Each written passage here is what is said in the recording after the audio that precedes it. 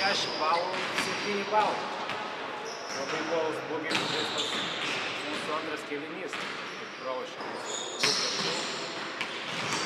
kėlinukai lygtais.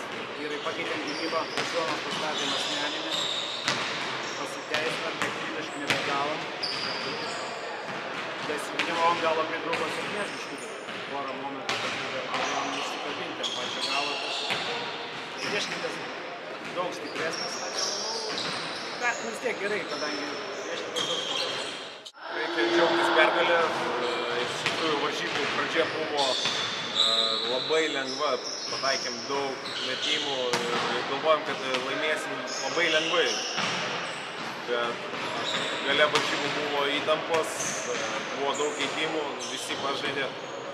Komanda labai stipri, mes turėjom jau dviejas varžybas, vienas pralošiančias, tai tikėjomės, kad bus gera kova. Iš tikrųjų, džiaugiuosi pergalę.